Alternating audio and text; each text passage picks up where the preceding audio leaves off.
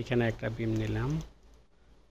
তো এখন আমি হচ্ছে যে এটাতে পয়েন্ট নেব, ঠিক আছে। ধরেন যে এই বিমটাকে আমি 3 ভাগে ভাগ করব বা 5 ভাগে ভাগ করব। তো এর জন্য আপনাকে যাইতে হবে পয়েন্টে গিয়ে অনলাইন। হ্যাঁ, অনলাইনে গিয়ে এখানে 5 আছে, তো এখানে সাধারণত 1 থাকে। তো ধরেন যে আমরা এই বিমটাকে আমরা 10 ভাগে ভাগ করব। হ্যাঁ, তাহলে এখানে 10 দিবেন, 10 দিয়ে অ্যাপ্লাই করবেন। অ্যাপ্লাই করে হচ্ছে যে আপনি একটা লাইন ক্রিয়েট করবেন। যে লাইনটা আপনি ক্রিয়েট করবেন সেই লাইন বরাবর হচ্ছে যে আপনার এই পয়েন্টগুলো চলে আসবে। এখানে দেখেন 10টা পয়েন্ট এখানে চলে আসছে। 1 2 1 2 3 4 5 6 7 8 9 10। আপনি 10টা পয়েন্ট নিয়েছেন, এখানে 10টা আসছে। তাহলে ভাগ হয়েছে কটা? 1টা 2টা 3টা 4টা 5টা 6টা 7টা 8টা 9টা 10টা 11টা ভাগ হয়েছে আর কি। তো 10টা ভাগ লাগলে আপনি 9টা পয়েন্ট নেবেন।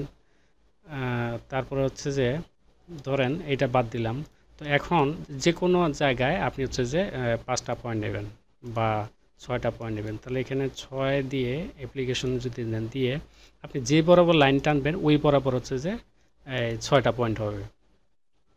তো আবার ধরেন হচ্ছে যে এই বিমটাকেই ধরেন যে আমরা আগের পয়েন্টগুলো ডিলিট করে দিই। এই বিমটাকে হচ্ছে যে আরেকটা অপশন আছে এখানে দেখেন, স্ন্যাপ টু লাইনস অ্যান্ড ইজেস।